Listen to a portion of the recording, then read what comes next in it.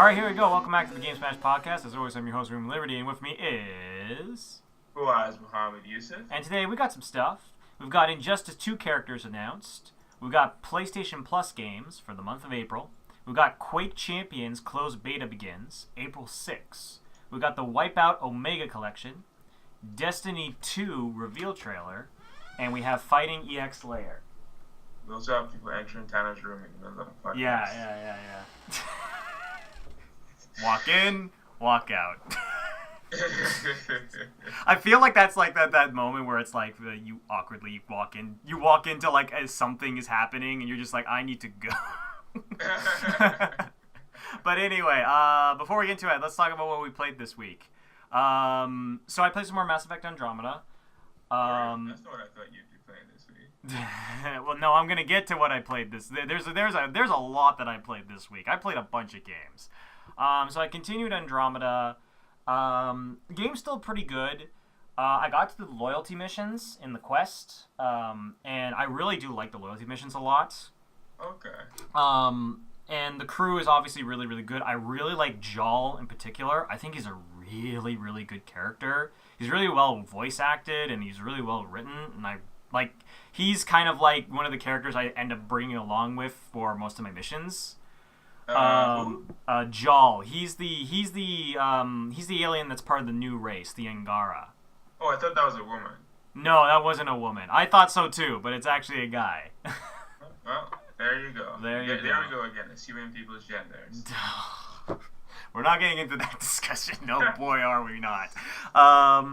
There is one thing. So I've been playing the game, and this is something that I've been thinking about as I'm playing Andromeda, and this is something that I've kind of feel that I don't like that BioWare is doing with their games recently. And because I like Mass Effect 2 a lot, right? Mm-hmm. I've said that plenty of times on the podcast. Ever since Dragon Age Inquisition, they've been really pushing for the open world game, right? They want to have big expansive maps, big open areas to explore and stuff like that, right? Okay. And personally, I don't really want them to embrace open world. I think that their strengths after doing these loyalty missions in these like tight, more controlled environments, I feel like they are stronger than the open world areas. And that's why I'm kind of like, you guys are better at doing this type of game. Why are you trying to make this type of game when you're really not that great at it, Yeah. So I'm kind of like, I don't know. It's weird. It's weird that I'm kind of like, I want them to go back to their roots to a certain extent. I don't know. I'm still enjoying the game. The other thing is that apparently there's going to also be a patch that's coming in a couple days. It's supposed to be a big one. It's going to fix a lot of the problems, particularly inventory space, some graphical issues, and obviously the facial animations. But that is coming finally, which is good. So hopefully now we start talking about the good stuff of Mass Effect Andromeda instead of focusing on the bad. So I played that. The other game that I kind of went nuts over this week before we talked to the... It's not the one you think of. It's not that that's the third one in this list. I played a lot of Binding of Isaac. I've been playing a lot of Binding of Isaac on PC, and then I got like, oh man, I really wish I could just play this on the go. And then I went, oh wait, no, I can. There's a Switch version. So I bought the Switch version of Binding of Isaac, and I've just been playing that. You know what it is? Binding of Isaac is kind of like it's my Hotline Miami. It's kind of like it's my game where I'm like, I'm just gonna sit down, play a run, just to relax, or if I'm on a trip, a bus ride or something like that. It's kind of like that game, and it's really fun, and it's amazing how many. It's an infinity game to a certain extent, in which there's so many items and builds essentially that you could start when because items are randomized, enemies are randomized. So sometimes every run feels a little bit different.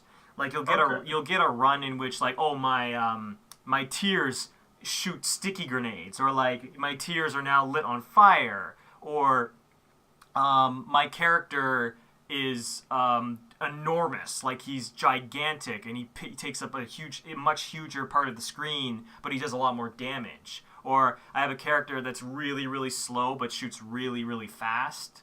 So it's kind of fun to, like, every new run, you're kind of playing the game a little bit differently. So I've been playing a lot of that. But the big one that I've been playing this week was obviously Persona 5 came out. Oh, I was so happy. I got my super duper edition, opened it up, I got my tote bag. I was a little bit surprised. The plush was incredibly small. So I was like, oh, that's a lot smaller than I thought it was, but okay, whatever. And I got the art book. I didn't look in the art book because I know that there's spoilers in the art book, but I just kind of looked at the front cover and I was like, oh yeah, this is great. Spoilers in the art book? Well, yeah, of course, because in the art book, Fawaz, there were spoilers in the other Persona art books because they explain how they designed the final boss. So obviously, I didn't want to see that. I wanted the bosses to be a surprise. But yeah, I played the game. I was playing it with my sister, and the first thing that she pointed out was like, dude, why are you so going nuts over these menus? Because they're so slick and stylish, and they're awesome, and I feel like other games could, because like it sucks when a game has a lame menu, like there's nothing special about it, you know? And I know it's a weird thing. Not really. No, I don't really know. You don't know that feel? Oh man, like there's I don't know. Is it just me? Because I've played a bunch of games, right? I've played some games in my time, and I've seen some really shitty by the number menus that are just nothing. And the fact that these menus have such character to them is so much fun. The game's really great. And voice acting is superb. I really like the setup. The setup is really interesting. There is one thing that this is a JRPG thing, and I think you can attest to this, is that you know how when you're playing a JRPG, how a lot of the first couple hours is you learning all the mechanics. Yeah. This has that a lot. It's still fun, but there's a lot of mechanics that the game is kind of explaining. Like, the first dungeon is essentially a tutorial dungeon. So it's like explaining, okay, you can do this. How you get personas is completely different than how you get personas in the other games. It's taken the SMT style of how you gain personas.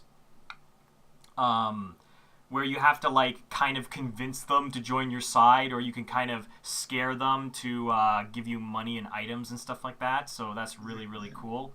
But yeah, it's got a lot of interesting mechanics. The writing is so...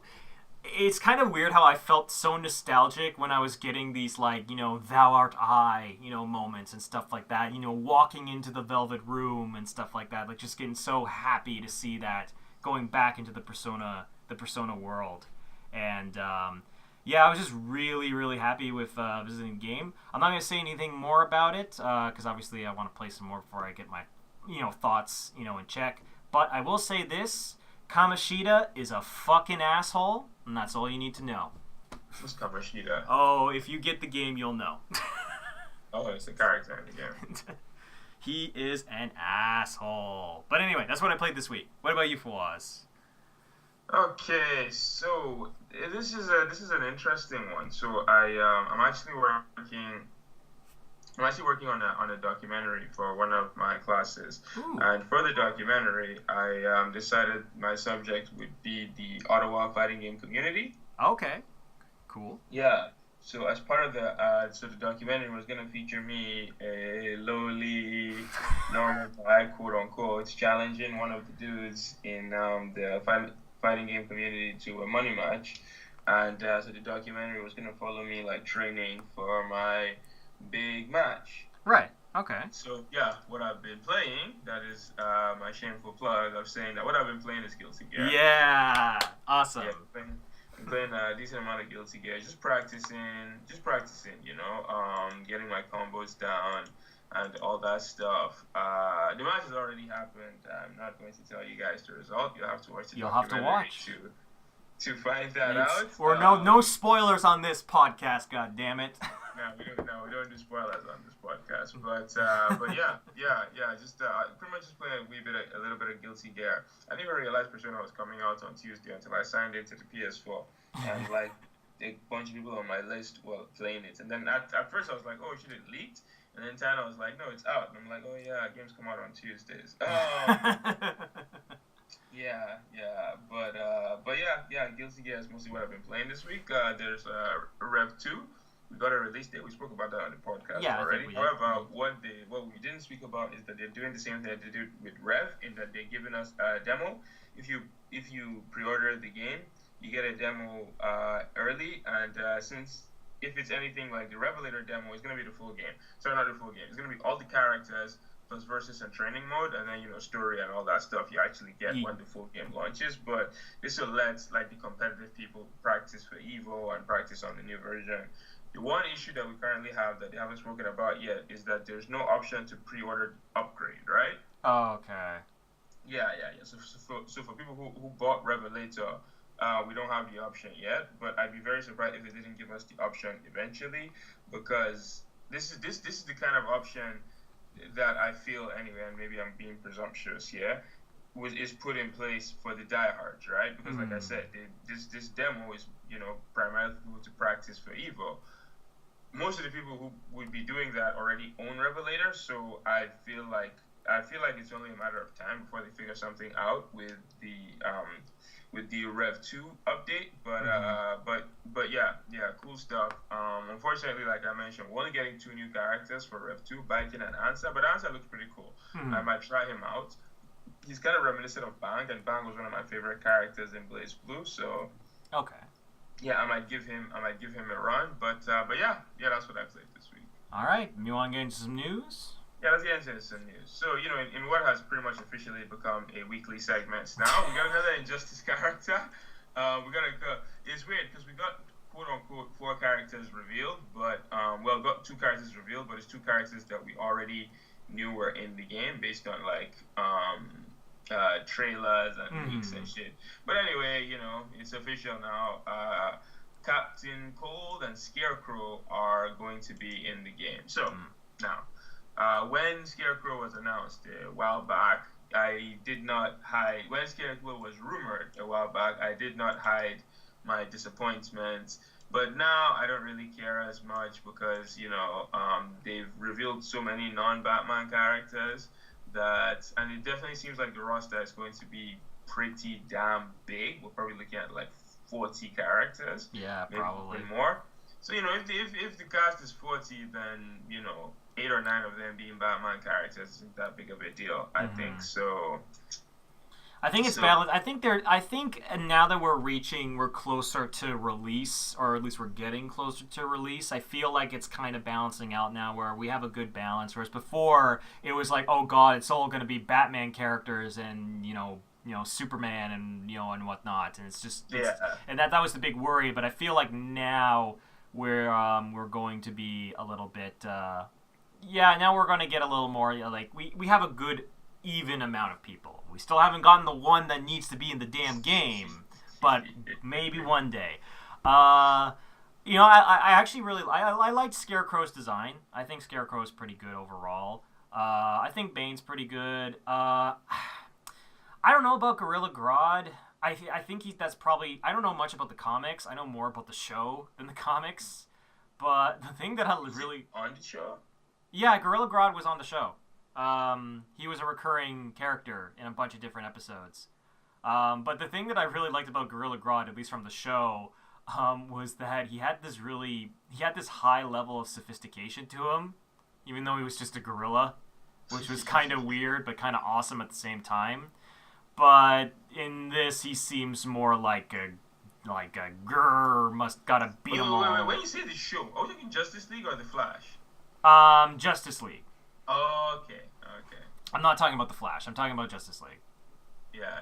Okay, because that's for me. Well, that's the thing is that this is the thing about DC, and because I don't really read a whole lot of comics, so if my knowledge of characters from the comics, and whether it be DC or Marvel, is usually from either TV shows or from movies, unfortunately. So I don't really know of how true to form these characters are to their comic counterparts. But yeah, I think the only one I was like, whatever, was Gorilla Grodd. But everyone else I'm pretty fine with overall. Yeah, I'm actually excited for Gorilla Grodd. He's one of Flash's villains, and he's always been an interesting character because of that juxtaposition. Like he's a gorilla, but then he's like sophisticated, and he's not just strength. He's also got like a psychic ability. So yeah, I think he's a cool addition. All in all, the roster is rounding out pretty nicely, and looking forward to seeing more. Yeah. Okay. What else? We got PlayStation Plus games. Not a whole lot. We got Drawn to Death. We've got Lovers in a Dangerous Space Time for the PlayStation 4. Drawn to Death is kind of interesting. I remember seeing it a long freaking time ago. Yeah, they announced it at like their first PlayStation event. This was in like 2014, I think. Yeah. And I feel like we've talked about Drawn to Death before. Maybe casually. Because they never really, at least they never gave us any high-profile videos. They never really demoed it. They announced it that one time at that one event, but then ever since then it's been on the download. I actually forgot the game was coming. It's by David Gaffey. His team. Okay, one sec. I'm gonna have to look this up because it's the name is ridiculous. So yeah, this is one of those things that I'm not just going to. They're called the Bartlett Jones Supernatural Detective Agency. There we go. That's pretty strong. That's a strong title. Yeah. This is their first game, and it's the concept is cool because the entire game is set in a kid's book, right? Mm-hmm. In a kid's notebook. Yeah. So if you actually look at the aesthetics of the game, all the characters look drawn, to death. Yeah. And there's a lot of elements that you would expect from the sketchbook of like a 13, 14, 15-year-old boy. So they're very gory, very graphic, very metal. Like that's kind of the theme I get from it. Like there are punk rock. Yeah, it's more punk rock, at least from the style. Mm-hmm. Yeah. I really like the idea. I really like the setting. I hate the way the game. I don't want to say I hate the way the game plays because I haven't played it yet, but the animations just look weird. Yeah, like it's one of those things where it's like conceptually it sounds like a slam dunk, but in execution it kind of comes out a little bit. Like I want to kind of give it a chance, and now it's free. I mean, it's free, so now's the chance to now's the time. But the problem is that it's kind of like a team shooter game, and like I've kind of already put my time and money's worth into one shooter, and everyone knows that's Overwatch. So it's kind of like I don't know. I mean, there's a bunch of other games that came out, but it's a lot of indie titles. Nothing really stands out that much. Yeah, I think overall this month is kind of meh. Yeah, this month's pretty flat. Yeah, let's not spend too much time talking about this. The one thing that I do want to spend some time talking about is the Quake closed alpha. So we got closed beta, my bad. Yeah. We got a release date for the Quake closed beta, and it's April 6th. Yep. Yeah, Quake Champions, again, we haven't covered much. We haven't covered much on the podcast, but it's coming out for the PC right now. Mm-hmm. They haven't written off consoles, but right now it's exclusively a PC game. The beta starts on April 6th. I watched some gameplay. It's very, very, very, very, very fast paced. I cannot stress that enough. It's extremely fast paced. It's Doom was fast paced. This takes it up to another level. Mm-hmm. Some of the assets, it actually said that like they reused some of the assets from Doom. The armor packs seem kind of they seem similar to the ones in Doom, But other than that, it looks cool. Mm-hmm. It's a bit hero shootery in the sense that the characters that you pick actually have unique abilities. I'm not sure if this was ever a thing in Quake. I don't think so, because a lot of people were upset when the game was announced and they found out that each hero was going to be unique. I remember people being upset. So I don't think this has been historically a thing with Quake, but I don't know. I've never been a big Quake person. I played one Quake game. I think I played Quake 4, and it was weird. Quake 4 was it Quake 4? Or it might have been some sort of there was a free-to-play Quake game at some point that I played. And it was more like you pick a character, you do your thing, like, Doom-esque, but different. But I do like that from what they've shown is that it is fast, and that's a big deal, at least from level design, is like that's kind of what the feel of Quake is that Quake is supposed to be a fast game like that. Yeah. Here's a fun fact. I actually know someone who got to play the game a lot earlier, well, at least for the PC. And he's gotten on hands, and he says that the game's great if you like the older Quake games. This should be up your alley. I don't know. I didn't really ask him full details about how the hero mechanics of the game, how it changes the game. But I'd be curious. Do you feel like it's one of those situations in which they probably? I'd be curious to talk to someone from Bethesda and say if because the hero shooter became such a big success, was this a thing where originally this was just going to be a revamped Quake game, and then they wanted to change it to appeal to the hero shooter market? I honestly don't know. I mean, obviously we're never going to know. Until we get hired by Bethesda and we start doing additional podcasts. Oh, yeah. But, until that day, we're not going to know. However, I'm inclined to say yes, that the popularity of Overwatch and all these other games had some kind of effect on this. It's funny because I've been looking through the comments, and while the reception towards the game's gameplay has warmed up, people are not fond of the characters, because the characters are very, very, they talk a lot, they talk a lot of shit and stuff like that, and people, there's one dude who, Anarchy, he's been labeled the Cringe Lord, and then there's another character who, I forget her name, Slash, and they labeled her as the Cringe Lord's girlfriend or something like that. Apparently the character is just really cringy. I watched the trailers in mute, so you're like, oh, this game looks great. Turn the volume up. Oh. No. This wasn't a caution. This wasn't I was like, oh shit. This sounds. It was just a coincidence. I think I was in class or something like that, and I was watching the trailers in mute. But then I checked the comments, and yeah, people aren't impressed with the personality, quote unquote, of the characters. However, I haven't heard any criticisms for the gameplay, so yeah. It's interesting that we talk about that, because that's something I read a couple articles about how somebody pointed out that Blizzard did a actually pretty damn good job, not 100% as far as getting their characters to have memorable lines that don't necessarily become too annoying. I know that there's some characters. I know there's one in particular that you'll probably throw under the bus. But if I compare it to the lines that probably get repeated in games like Battleborn or this, did you really have to throw Battleborn? Well, of course we did. It's the Game Smash podcast. It's a dead horse. There's really no reason to still keep beating this dead horse. Look. It's good material. I'm not gonna waste it. I'm gonna use that dead horse. I do get what you mean. As much as I shit on Diva for her cringy ass dialogue, 1 out of 24 now is pretty good.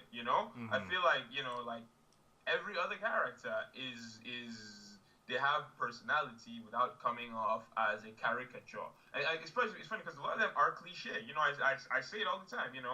Zarya's a cliche. Diva's a cliche.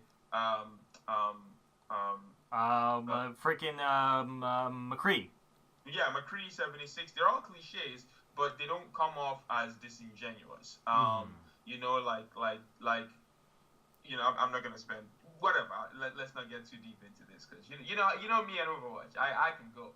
But yeah, no, that's a very good point that you brought up. And hats off to Blizzard and yeah. Unfortunately, it seems like Bethesda did not get the memo on that. Yeah. However, the game still looks like fun, and at the end of the day, that's all that matters. Everything else can be forgiven if the core gameplay is fun. So yeah, fingers crossed. I guess we're gonna start getting some impressions since the beta starts soon. So looking forward to hearing. Unfortunately, neither of us will be able to check it out. I technically could check it out, but because I have a PC that could probably run it, but I don't really. I think I'd just wait for the console, and I don't really need another game because right now it's video game like to play this. No, I want to play this, and I have a friend who's told me, dude, have you finished Nier Automata? And I was like, no, you need to finish Nier Automata, and I'm starting to get I'm getting like, okay, what do you mean? And he's like, giving me this. This game has some stuff that will blow your goddamn mind, and I'm just torn now because there's too many games that I want to play. Yeah, speaking of games that I want to play, we finally got a release date for Wipeout Omega Collection. Yeah, it's coming to the PS4 on June 6, 2017. It's a remaster that includes Wipeout HD, Wipeout Fury, and Wipeout 2048. So that's 3 separate games. It's gonna have PS4 Pro support, 4K, whatever. None of this shit actually matters. Each game will come with its own career mode as well as a race box mode, which lets you tweak and customize your own races. Additionally, you can play with your friends either with split screen, local multiplayer, or online multiplayer for up to 8 players. You can race in tournaments, single races, time trials, or in the famous zone mode. Ooh. It's gonna be $40 US, so probably like 50 here in Canada. And you get a dynamic theme if you pre-order. I might actually pre-order this. So yeah, I played Wipeout. I got Wipeout for free on the Vita. I got Wipeout for free when I bought my Vita. And I enjoyed it. Eventually I stopped playing it. I got one of the Wipeouts. I think it was Wipeout 2048, the one that we get in this Omega collection. I got that for free on the Vita. It's a very fun game. It is not easy. I got to one race that I just couldn't beat, and now I probably, if I actually sat down and settled in and stuff, I probably could have beaten it. But what didn't really encourage me to play was that a big part of the game was the multiplayer, and I didn't the multiplayer infrastructure on the Vita was better than the PS3's, but still not great, right? Yeah. So I'm looking forward to this. For one, because like I said, I enjoyed that game, but then also because like this time I'll actually be able to play online. I'll actually be able to, take full. I'll enjoy all elements of the game. Yeah. It's also probably the closest thing I'm going to get to a Mod Nation Racers sequel. So, you ever play any of the Wipeouts? That's the thing. I've actually never played a Wipeout before. I've heard of it. And I've seen a lot of gameplay of it, but I've actually never gotten my hands on it, which is why I'm kind of interested in this collection, because I feel like if ever I'm going to give Wipeout a chance, this is probably the best time to do it, Yeah. No, Wipeout is fun. It's a really fun series. I definitely recommend it. It's fast paced. It's an arcade racer straight up. You have obviously you're driving hover cars. Yeah. But you also have like weapon pickups and stuff like that. Really? Okay. Yeah. There's weapon pickups. I think you can deactivate them. And I think there's certain races you go to that don't have them at all, but yeah, it's hella fast paced. Yeah. There's every map has like a bunch of shortcuts that you're just never going to find, because of how quickly things go by. But yeah, I'm looking forward to giving this a full on shot when it launches on June. It's not going to be a full price game similar to Rev, so I don't feel bad getting it, and it's a shake up from what I usually play. I haven't played a racing game in a minute, so for me, like I know you tell me there's actually weapons in the game. The racing games that I tend to enjoy have weapons in them, so I'm a lot more intrigued now for sure. Because I like, it's weird because I've said before in a couple different podcasts that like the racing genre is usually a genre of games that I'm quite indifferent to, but more the realistic racing games like Gran Turismo and Forza, in which I just have no like I nothing. I have no emotional response to these games. I don't know if Yes. I don't. I'm not saying that they're bad, but like there's nothing for me to say.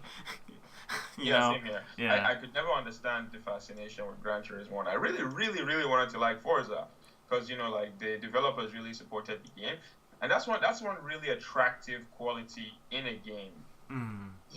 Sorry, Because I when the just well, yeah, when the people making it actually support the game, it's shocking. I know. um, but yeah, yeah. Wipeout definitely. Yeah, give it a look. Definitely looking forward to that. Moving on to a game, I know at least one person is most certainly not looking forward to. Destiny 2 finally got announced. Yeah, we finally got a reveal trailer. So I was because here's the thing with Destiny, like I never played it. I did Mhm. like the trailers and all that stuff just didn't interest me, right? They just didn't catch my eye, so I never got onto the hype. And then the game comes out and everybody's complaining about it, and I'm like, I dodged the bullet, and that was the end of that. That was the end of Mhm. Destiny for me, right? Right. However, I've heard that the core gameplay is a lot of fun. Mhm. So I wanted to say a couple things. Like one, okay, you the go. the journey. Okay, the journey of Destiny is really interesting because like the game comes out and a lot of people are disappointed, right? Because there's aspects of the game that's like, okay, clearly there's too much that got put into the expansions that were pre-planned. It was selling itself as an MMO. It's not really an MMO, and the loot system was completely fucked, and it took a long time for it to hit its stride. And a lot of people say that Taken King fixed a lot of problems that the game initially had. And I actually appreciate I appreciate it when a game developer goes like, okay, we know that there's problems with the system. We're gonna try and fix this so that Yeah. everyone can enjoy it. And I really appreciate that, despite everything, the Bungie kept working to fix this game. Yeah. And the big thing that this trailer gives me a little bit of hope is that the biggest complaint that I heard from people is that the voice acting was so emotionless and so like dry that it was painful. And the reason that it was painful was because they had really good actors but no voice direction. And Yeah. that kills. That is like bad voice direction in a game will kill my enjoyment of it more than anything. Like if I'm like, this game could be great, and then all of a sudden people start opening their mouths and then it's just the worst, I will be like, no, I can't take this. And that was something that I heard. I mean, like, a game has bad voice direction when freaking oh my god, I'm forgetting his name. Peter Dinklage gets hired for the game and then gets replaced because his voice acting in the game was so nothing. Like, and I don't, and this is the thing that always bothered me about Destiny, is that it's like you have these great actors. Who the hell is voice directing them? This is freaking stupid. And I'm so glad that in this trailer, I really liked the jump back from, okay, here's the stoic, good speech that will raise morale, and here's the guy who has no idea what he's doing, doesn't even know who they're fighting, can't even get the name right. And I actually really liked the juxtaposition of that. It was goofy, but I like that, and that shows some voice direction, which is great. I like seeing that. And apparently, I actually looked a little bit more into the game as far as like it's interesting because a lot of people say that the most interesting stuff from a story perspective of Destiny is all the stuff that's not in the game. It's all the background lore and stuff like that that's really like far removed from the main plot. And from what people have talked about from this game, at least from like details, like story details, is that a lot of like really, because apparently this game is about finding 7 great heroes, right? Oh, really? Yeah. And I'm like, okay, that seems like a great setup because you're essentially like the game had no story. However, if this game's story is just finding really cool characters, then I could see that being a lot of fun. And that's how you build your story around it. And it's like your player character is more the tool that's collecting all the pieces. So I could see that working really, really well. So that's why I'm actually kind of hopeful for Destiny 2 from all these little tidbits. I don't know if it's going to be... I don't know.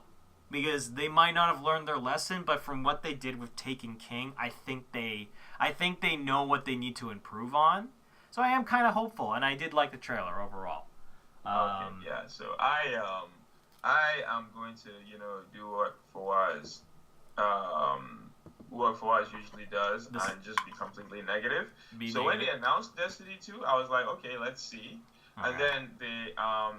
And then they properly announced it. They give us a CGI trailer. You know how I feel about CGI. Okay, yeah. Well, you have that bias on CGI trailers, so obviously you're gonna be pissed. Whatever. Then they announced the game, and then they announced like 7 different editions of the game. They announced like the full-on, like all the DLC. They announced all this stuff, and I'm like that. No, because that was one of the other than the issues with the core game, that was one of my other issues with Destiny was that they just didn't seem like there was any like love put into it, right? If okay, that's not fair. That's not fair to say. That's awfully presumptuous. No, what I didn't like was how they nickeled and dimed people. Like you were just talking about the Taken King and about how the Taken King fixed all the issues with Destiny. Taken King wasn't free. No, I'm aware. I'm aware. So that's what I'm saying. That, it's like last podcast, I was giving Capcom credit because they were fixing what's that rubbish? They were fixing like the training mode and all that stuff. But it was they fixed it for free. Like these dudes. Well, just to clarify some things, some of the stuff that they did change from the core gameplay mechanics was in patches, not just Taken King as an expansion pack. But I do get what you're saying. Is that the fact that Taken King, a lot of people consider it's the expansion that really improves the game and is not necessarily free is kind of I do see your point. And I love how Activision, they come out and one of their selling points for the game is awesome new story and great characters. I'm like, yes. I'm like, thanks guys. It's like when Capcom came out and they were like, okay guys, for our next game, we're not going to rush it out and we're going to release it when it's done. And it's like, no shit, Sherlock. It's like, yeah, there is that level of but yeah, like we'll see. Like it's another scenario where I'm like, I want the game to succeed because there is cool stuff in it. Yeah. It's just surrounded by a lot of bullshit that needs to be cleaned up. Yeah. And that's why I'm like, you did bring up a lot of points. You're looking at, okay, there's this super DLC package, and we're seeing. I guess the things that really bothered me about Destiny, I'm seeing are getting fixed, and I'm a little bit hopeful in that regard. But yeah, you do bring up a good point that there are a lot of things that it doesn't seem that Destiny has fixed yet. So it will be interesting to see when this game does get released whether or not it's like, all right, did they fix their mistakes, or are we just getting a slightly better version of Destiny at launch? Yeah. Yeah. And this, through all of what I've said, if Destiny 2 comes out and the critical response is really good and the critical response is really good and a bunch of my friends get it, I'm probably gonna end up getting it. But yeah, first impressions weren't positive. I might check out the beta. There's gonna be a oh, by the way, apparently the first Destiny didn't come out on PC. No, it didn't come on PC, or did it come on PC? No, apparently not. Apparently not. No, it was, yeah, I remember that was a big thing. Like, it was like PS4 gets, like, extra DLC at launch and stuff like that. I remember that was a big thing. Yeah, it was a very console game for whatever reason. Yeah. Okay. Yeah. There actually was a release date. The game is coming out on the 8th of September. Hmm. The open beta is coming this summer, and the game is now available for pre-order. So I'll check out the open beta. At the end of the day, it's gonna be this summer. Things are probably gonna be a little slow, and hey, it obviously costs me nothing except time, and Yeah. time is something I'd like to think I have a lot of over the summer. But yeah, like at the end of the day, for all the stuff that they did wrong, the game is still very popular. And some people are like, some people might be like, oh, that doesn't mean anything. But for me, I'm like that. No, no, I think it does because, like, I think I mentioned this a couple podcasts ago. You look at Titanfall. Titanfall came out, and it had all the hype, and then it faded.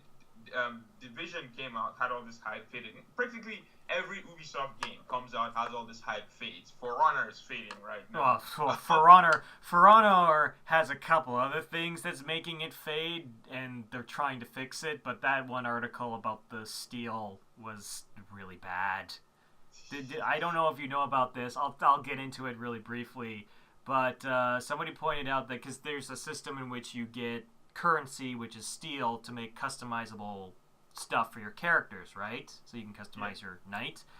Somebody mapped out to get everything for all Oh the yeah, for the yeah, yeah, characters. It would be, I think, 8 hours a day for 2 years.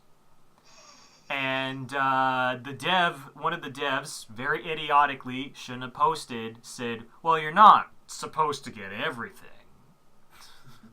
And yeah, they're gonna fix that now because people got mad on that subreddit. It was bad. yeah.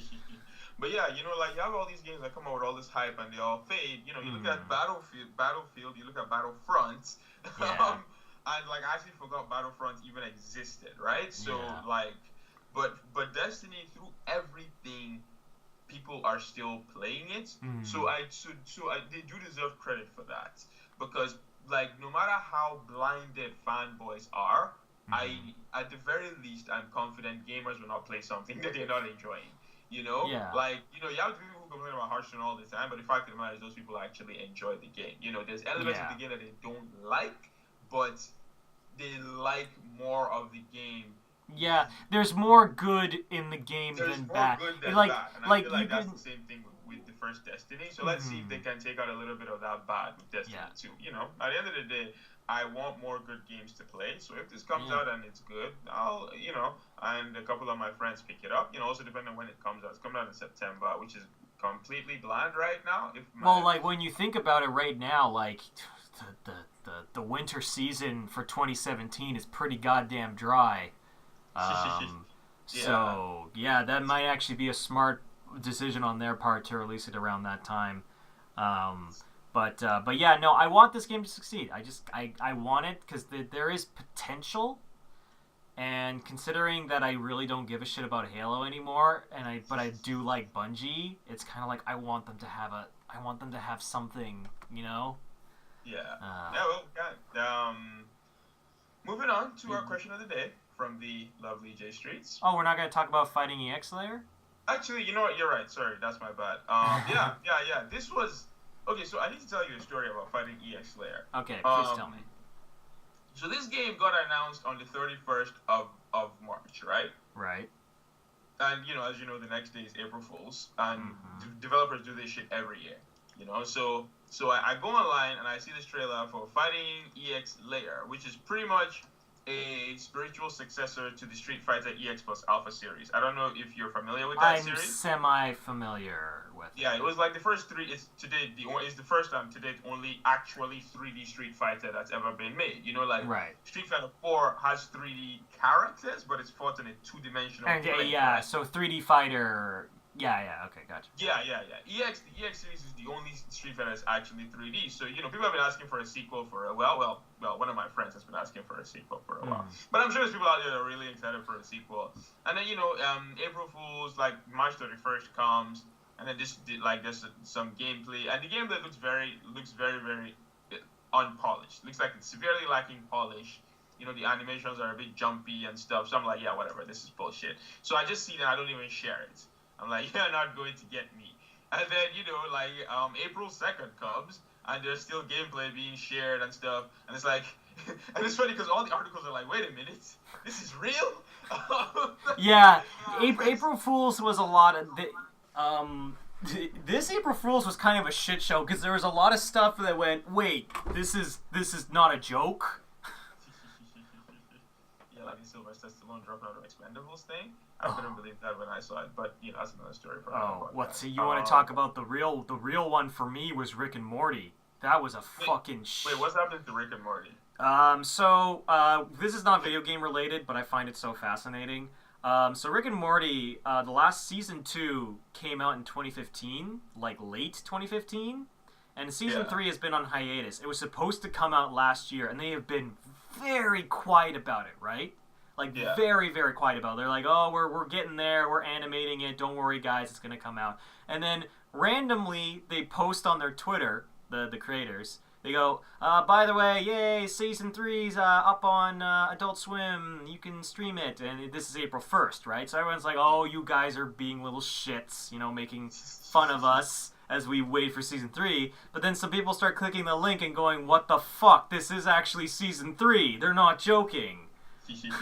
And the best thing about that joke is that the Season 3 opening episode was insanity. There was so much stuff.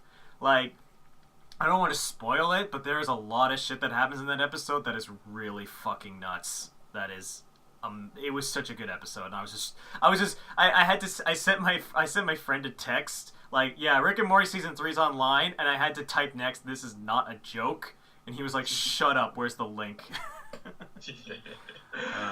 But anyway, so yeah, the Fighting Layer EX is actually a proof of concept. So it is really rough, so that that explains why it looks like shit. Let's just call it. It's proof of concept, like it's early stuff. Yeah, it's a proof of concept that the developers, Akira, I believe is what they're called, they're using it to try to get funding. So they've released this proof of concept, and then they're trying to get someone to publish the game. Hopefully it gets published because I'm completely down. Now, the fact that they're not calling it Street Fighter EX, they're developing it themselves because, they developed Street Fighter EX plus Alpha. Capcom published it, right? So they're developing this themselves, and the impression I'm getting is that it's going to be using the EX characters. Yeah. So Garuda, Skullomania, D-Dark, the characters who aren't like Street Fighter characters, they're going to be using that, and it's going to be a full-on 3D fighter. I'm excited, There's some gameplay. The gameplay looks rough. It's rough, but there's potential here. I like the art style that they've chosen. I think it translates really well, and I would absolutely love to see a full version of this game. First of all, we don't have enough 3D fighters. So I'm always down for more 3D fighters, but but also EX plus Alpha has a spot in my heart. So yeah, good shit. I've heard a lot about Skullomania. I don't know why people just love him so much. Oh well, I've heard like somebody was trying to explain to me the origin stories of Skullomania, and he was like, yeah, it's just a businessman. He puts on a suit one day, and it's got a skull, and he's got. And I'm just like, and he shouts skull-related things when he makes moves, and I'm like, that sounds so stupid and amazing. Yeah, EX plus Alpha was quirky. Yeah, but I like that. I like fighting games that have really weird characters in them. It's something that I'm always fascinated by. Sorry. No, I was just going to say, Skullomania. I'm excited to see him. So yeah, hopefully these guys pick up some funding. I would love to see a full version of this game. Fingers crossed. Best of luck, guys. And finally we'll wrap up with the question of the day by the lovely J Streets. Lovely J Streets. So J Streets asks, what popular game or franchise would people be shocked to know that you've never played? This is a hard one. This is a really difficult one because we just naturally, our memory naturally gravitates towards the games that we've played. I can think of one. Like, It's strangely enough, considering the fact that I've played the three big mascot games of the PlayStation 2 era were, at least in my opinion, Ratchet and Clank, Jak and Daxter, and then Sly Cooper. I've actually never played a Sly Cooper game before. I mean, that's not really surprising. Sly was the least popular of the three. Yeah, I guess that's true. But apparently the games are good. It's just like... Oh, yeah. Yeah, it's just like, that was one that I just completely missed for some reason. I have a friend who he said that he would just boot up the game and beat it from, beginning to end whenever he was bored. Like, he really, really liked that game a lot. It's hard, because, I guess for the longest time, it was Final Fantasy. Like, the fact that I had known... Yeah, only until, last year, I had never played a single Final Fantasy game, unless you kind of count Kingdom Hearts, which I don't, because it's like a spin-off. Okay.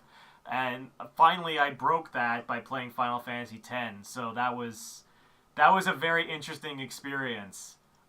Jumping... Yeah, and a lot of people were like, you started at 10? That's an odd place to start. Hey, the protagonists only get better. They only get better. I am thinking of playing 15, because apparently there's a bunch of big patches that are coming out, and they actually are fixing that one chapter that was apparently not great. But yeah, it used to be Final Fantasy, but now I can't say it anymore. But I guess Sly Cooper is the one that kind of comes to mind. I'm having trouble thinking of any other really big ones. Because I've played a Halo, I've played a Call of Duty. That's the tough part, right? Is that I'm one game off. There's certain franchises that I'm one game off of being able to say, actually, I'm gonna tweak the question a little bit. And I have played this game, but I've never beaten it before, and it's Mario. Oh yeah, you've never actually beaten a Mario game? I've never beaten a Mario game. So when I was a little kid, the first video game, I went to my friend's place, and this was the first video game I ever played. Yeah. And he had a Super Nintendo, and he had Super Street Fighter 2, and he had Super Mario.